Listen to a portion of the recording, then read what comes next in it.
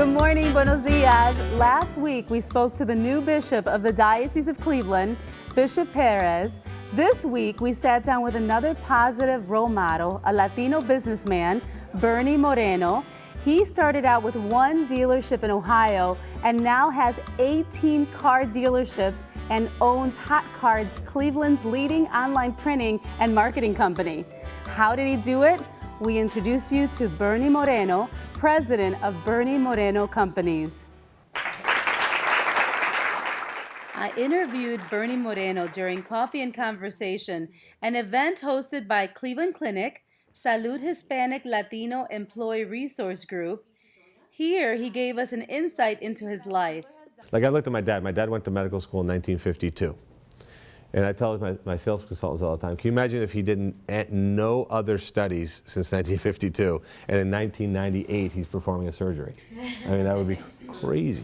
It would be, you wouldn't even think about it, right? Because a doctor's constantly reading, constantly learning, right? He went to medical school in 52, he's constantly doing that, right? But in sales, we don't often do that. We don't read books, we don't attend seminars, we don't watch programs on it, TED Talks or whatever. And those are the things that you have to do, and to truly say, this is my profession, you have to do that. So there's a great book that I would recommend called The Science of Persuasion. That's absolutely one of the best books I've ever read. And the author who just did that just wrote a new one called The Small Big, which is even a better book. And what he talks about there is there's always this little tiny things that you can change that create a big outcome. I'll give you a doctor one, for example, that you talked about in this room. So doctors do a very good job of appointments, right? Sales, we don't do a good job of appointments. If you're coming to look at a car, we'll say, oh, I'll see you Saturday.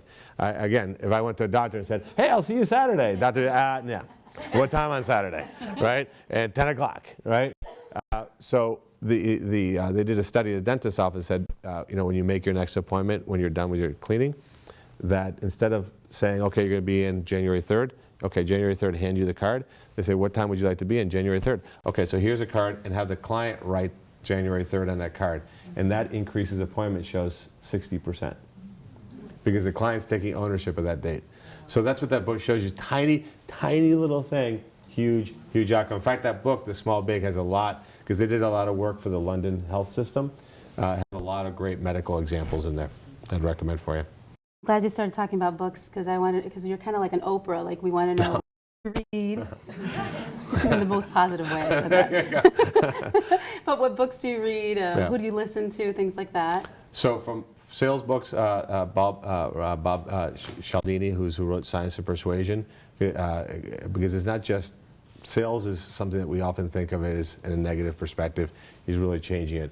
In fact, my fantasy is that Bob would be the guy that would come run this center someday. It would be amazing. But so we read sales books, but then my wife and I read a lot of books together.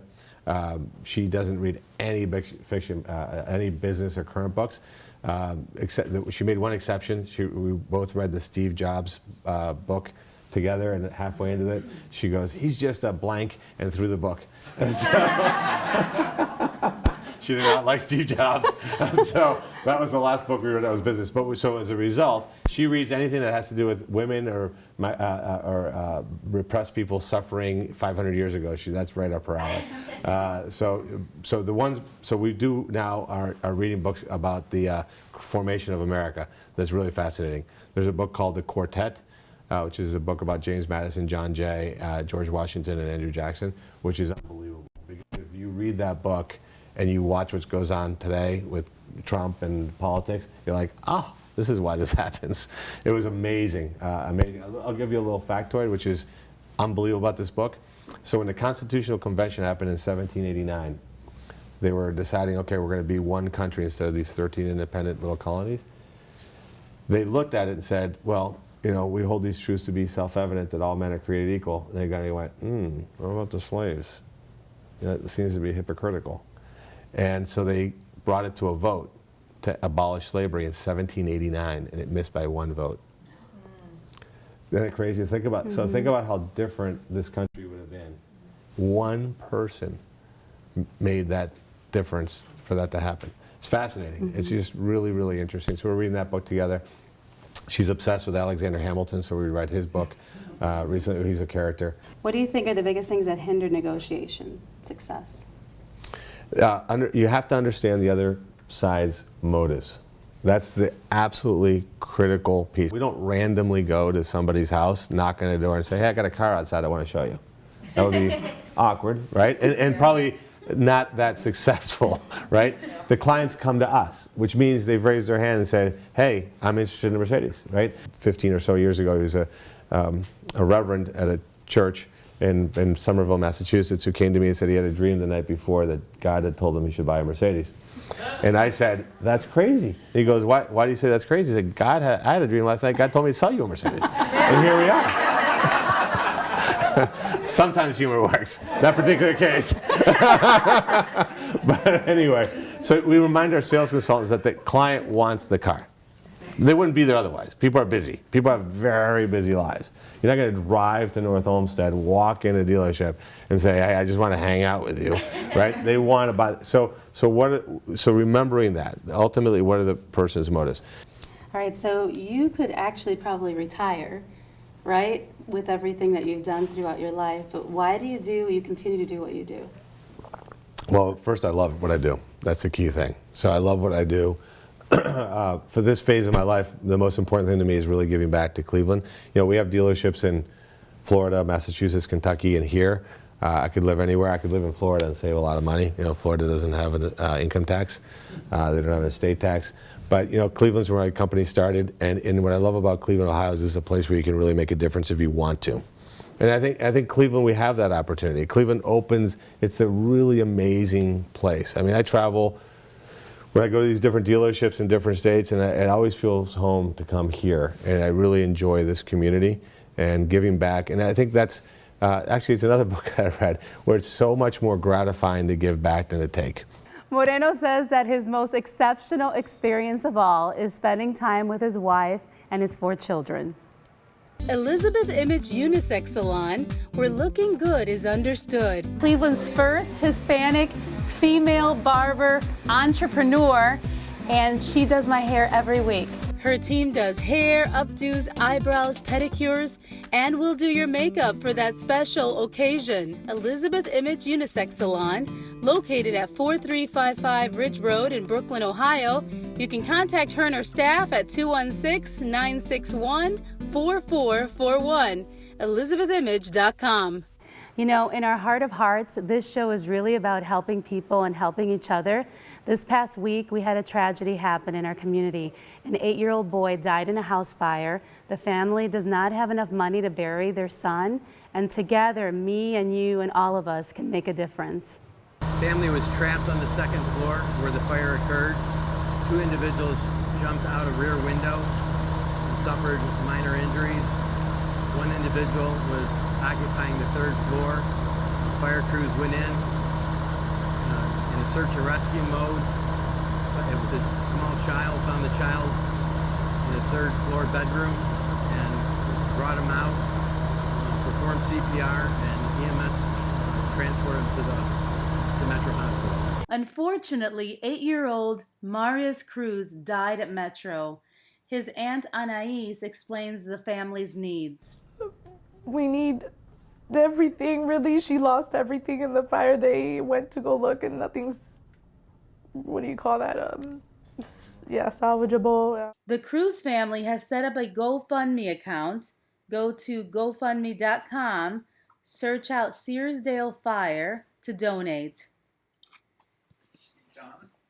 So the way I look at it is if each of us gave $5, so say 3,000 viewers gave $5, they would raise $15,000.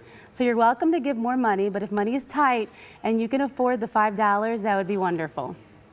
We are here with Norm, and he has a farm stand in the middle of Cleveland, Ohio, which I don't see very often. No, it's not just a farm stand. I mean, you actually, look at this. You have all these beautiful plants and just a different variety of fruits and veggies. Can you talk to me about it? Sure. This is the outside garden. It's lovely. Basically your stuff that doesn't grow. We have 2 high tunnels, and the stuff outside is stuff that needs bees to pollinate. Bees will not go in there for some reason. So things that are, you know, not like squashes, stuff like that, we pretty much grow outside. In the front here, we got various different kind of berries. We try and do a few things that are like different. Like this tree here is called a pawpaw tree. Pawpaw. And it's native to Ohio, and the fruit is really good. Well, basically over there, there's 4 different types of onions. On the other side of that, sweet potatoes. After that would be collards, kale. We have something called ground cherries. They're not ripe yet, but not too many people grow them either, and everybody likes them. They taste like pineapples. Wow. I might be able to find one to show what it looks like. It looks like a tomatillo. All right, and it's all organic. Yes, she follows organic practices. Wow. So, and the prices are wonderful. yeah, because in the west side of Cleveland, you can't really, you know what I mean? You got to kind of your neighborhood. So, you know, she would rather have people coming here rather than and eat. Right. And be able to eat. Right. So if you rather have food than try stamps, and you can come. Right. Yeah. Right. My friends tell me that I don't charge enough, but if I charged more, I'd probably go home with a lot. But I've formed a lot of great relationships with the people in the neighborhood. She is a nurse in this neighborhood and loves to support the Good Earth Farm Stand. Tell me what you got. I want to see. Well, Can I see? Absolutely. I love farm stands. Every week I come a couple times and I get my local veggies, which are organic. I always get greens because I eat greens all week, every day. What are those? Those are heirloom tomatoes. Ooh, I've never Aren't they seen pretty? them. They are pretty. Oh, I can't wait to slice them and eat them tonight. How do you eat them? Just I just put some salt on them or whatever, and sometimes I don't. Like last week, I didn't eat anything. They were so sweet, we just popped them. Just like cherries. They were cherry tomatoes. This is, what is in here? These are my cucumbers. As you can see, this is a different type of cucumber. oh my goodness. It's so yummy. Oh, I love it. I've never seen a cucumber like that. Did you try it? Okay. It's Is yummy. it sweet? I can just, I can just wash those off and eat them. And here I have all my greens. Thanks for letting me go through your Yes, bag. absolutely. This is like spring mix. Oh, I love that. This I have. Is that kale? Yeah, this is curly kale. This one's dino kale. I like this one Dino too. kale? Yeah. Okay. Alrighty. So, I'll make salads all week. Good for you. And yeah. How are the prices? Oh my God, I couldn't get this anywhere this cheap. For organic? Yeah, No organic is usually way. very expensive. No way. So is it a total of $16? Is that what it was? $16. And if I went to Whole Foods or any place else, just like Trader Joe's, this would have been about $30. Rachel Summer is part of FreshLink, a 5-year program from Case Western that helps people who are on food stamps connect to the farm stands. They have hired ambassadors to teach people how to prepare and store their food. We work with them to let people know that they're here. What we found is that there's a great number of people who don't even realize that there's a farm stand within a mile of where they live. And not only that, they don't realize they can use their SNAP benefits at the farmers markets. And then we also have an incentive program called Produce Perks, where if they spend $10 on their SNAP card, when they go to the market, they will receive $10 extra to spend on fruits and vegetables. So we have worked with local ambassadors who are residents, who are community leaders in their neighborhoods, and understand what the people here are going through and where they live and where they hang out. And they talk to them about all the benefits of the farmers market and the farm stands and tell them to come here and make them feel a little bit more comfortable. From a personal standpoint, you know, I grew up in a pretty poor community in Lorain, Ohio. A lot of struggles there, and my own family was on food stamps, we still called them at the time. And I know it was very challenging at times being with my mom at the grocery store or at school, people kind of looking at us like we were just lazy or didn't care about, you know, trying or working hard. And so I know how intimidating it can be sometimes to come to a farmer's market, which maybe you're not familiar and you're wondering if people are going to be like judging you because you're bringing your SNAP benefits. And I just really want people to feel welcome and to know that everybody, you know, sometimes needs a hand sometimes, and that's okay. And we want you here, you're welcome. And whatever we can do to help you learn and grow and try new things, we'd love to do that. For owners Jeanette and Norm Toms, feeding the people and building relationships with partners like FreshLink is all a labor of love. Okay, look out. Remodeling expert Jose Rodriguez is mixing paint for a plain white wall, and he's getting all fancy just so he can make the space warm and beautiful for us. This white wall is boring. We're gonna dress it up by showing you some new techniques today. Today I'm gonna show you that gray is in, and it's so in that we're gonna also show you techniques of how to mix gray with a metallic pearl white so that you could save money in the long run. We're gonna show you different techniques, and we're gonna dress it all up just like this. Nice, suave. Today I'm gonna be explaining to you on how to convert a regular can of metallic that is only 32 ounces, and you could turn it into more than this portion by mixing it with regular Glidden or Bear's paint or whatever particular paint you want to use. But in this case, I'm going to show you how to mix it, and I came up with this idea myself. It's not something that I YouTube. It's something that I actually created today for the first time. And what I did was, since they discontinued the faux paint and the glaze paint, I decided I wanted to try the metallic.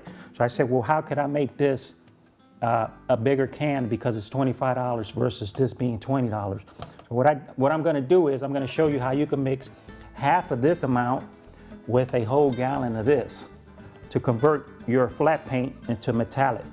So this is gonna be a pearl white, and this is gonna be called a granite gray. Gray is in style now, and it's very popular, and you'll see it in a lot of homes. You heard that when you paint, you do W's, right? Well, I have a few I want to show you.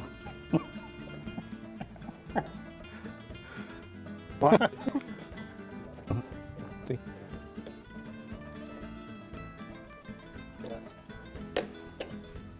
How's that for a W? Now I have to erase it before the client comes home.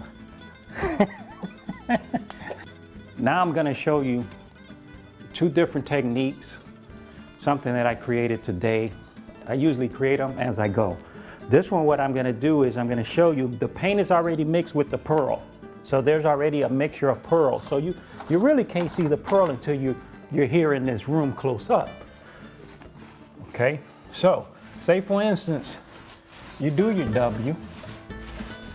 Look how nice that goes, okay?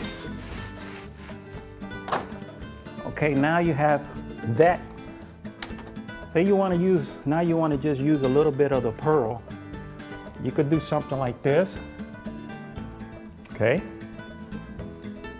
You could go like this. Just dip your, this is just with a brush. You could use different type of, you could even use a rag.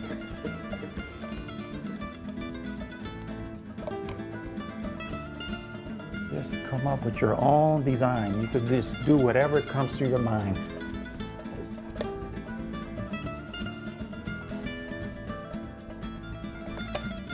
Like a lightning bolt. So that's just plain, that's the way that's what it looks like before you mix it, okay? So just imagine the whole wall looking like this. If you go close up, just imagine the whole wall. Those are different type of techniques you could use. So say you don't like that technique and you wanted to use something like this. This is a texture roller here. This texture roller you could buy anywhere too. Like I said, they discontinue all the faux products at Home Depot, but they still have the rollers. So if you wanted to use a roller like this, you didn't like this design, you could go right back over it. Go like this. This keeps it kind of like, it gives it texture, so it kind of lifts up the pattern here. Sometimes what I do is I'll take this here and I'll take my brush and I'll just, you could dab your brush with the pearl like this. If you want to see more white, just dab your brush like this. And then you have this texture, see? So now you have a different type of texture. So say you wanted to just do that. There you go. Do a zoom in here.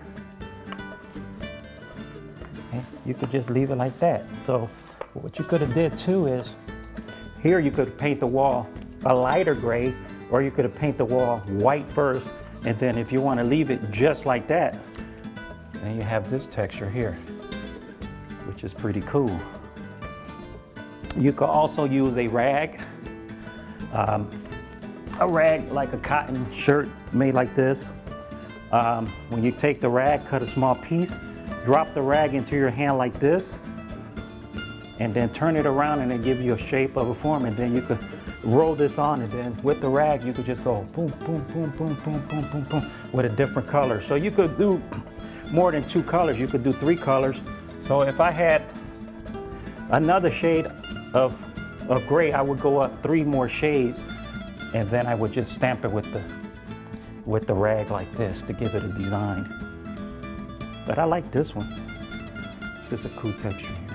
This client is going to be trying to sell this home. What we're going to do today is we're just going to go with the pearl inside of the gray already mixed, and just go just just this color here. And it really gives, the metallic really gives this paint, this flat paint, a really good body. As you can see, I'm pretty much painting this wall here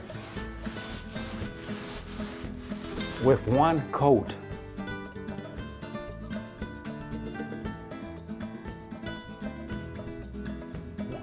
See, just by adding a little bit of color makes everything dressy and fancy.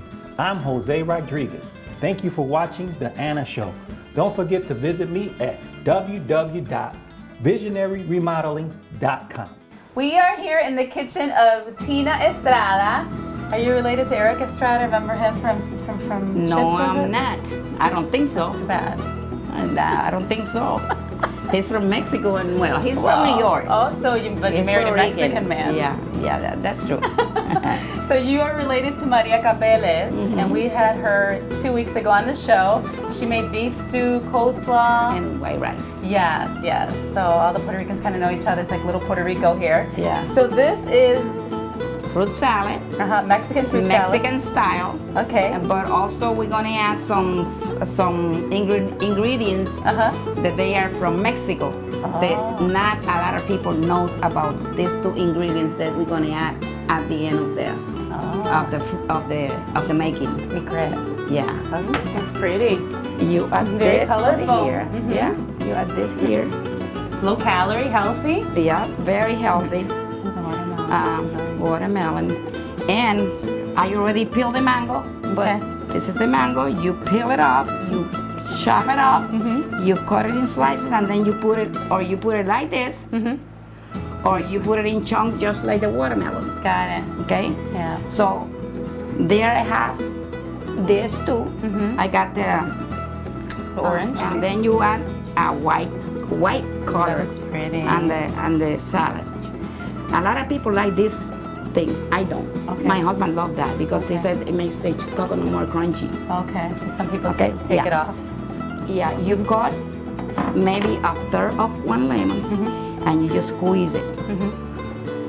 And that makes it more tangy flavor. Okay. Now what you're gonna add is a secret that you're gonna tell me? Yes. So now I'm going to do the secret. Okay. That is, Mexican people call them chamoy. It's just, you just. I went to a Mexican You just. lady's house, and she told me chamoy it was like Mexican peppers, like a mix. Probably has pepper because it's kind of spicy. Okay. So if you want a lot, you put a lot. If you want a little bit, you put a little bit. Is it very spicy? No. My husband, then now I'm going to put the tajin. And that's more spice, more hot? This is grind hot peppers. Okay. But it isn't unless you put it.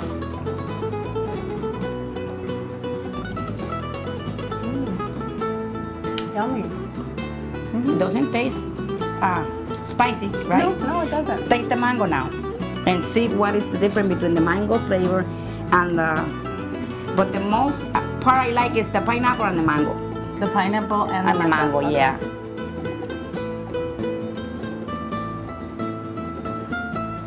See the difference?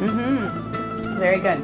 Thank you so much. Okay, are you making anything else? No, Just wanna that's make it sure. for now. Okay. Thank you. You're wonderful. All right, so we're going to venture out together to Lorain, Ohio. We actually found a church that is attended by 1,700 Latino families. It is Sacred Heart Church Festival in Lorain, Ohio.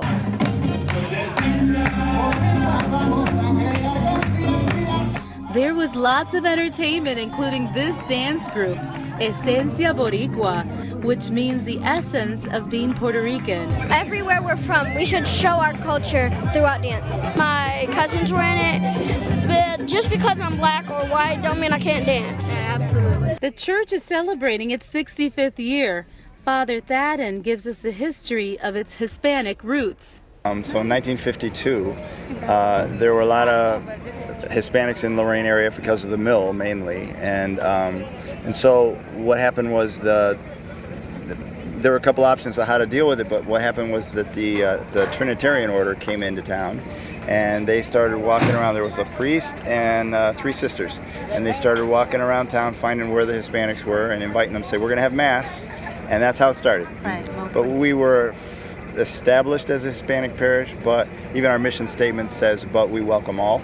And so we have a mix. You know, we have non-Hispanics, some because they married Hispanics, some just because they came to like the parish and love and the the culture, right? probably. Yeah, and the welcoming and everything. So. Yo estoy aquí 50 años y tengo 2 hijos, uno de 43 y otro de 36 años. Y estoy muy contenta aquí con Lorain porque Lorain me crió mis hijos muy bien. Qué bueno. Yeah. ¿Usted va a esta iglesia? Sí, yo voy a la iglesia católica de aquí de ¿Y por qué le gusta esta iglesia? Me gusta porque todos son bien cariñosos y son bien amables y son ayudantes, ayudan, tú sabes, a uno si uno necesita algo. Somos hispanos, somos todos hispanos, hay misas también en inglés, hay de todo, una comunidad bastante amplia en español, mexicano, puertorriqueño, de todo. This is a proud church community that primarily is Spanish speaking. They embrace volunteerism, diversity, and welcome all. Okay, so I have the Spanish phrase for the day. So moms and dads, you've probably heard this a million times.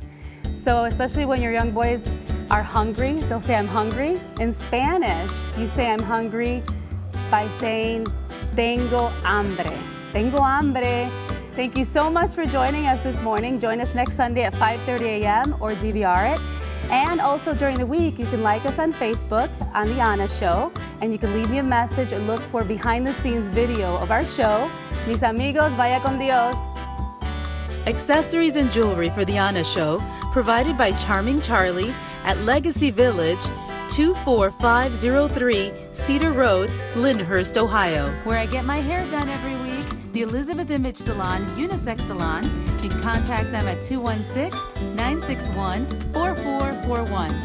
To contact me, go to my website, theanashow.com, or on Facebook, The Ana Show.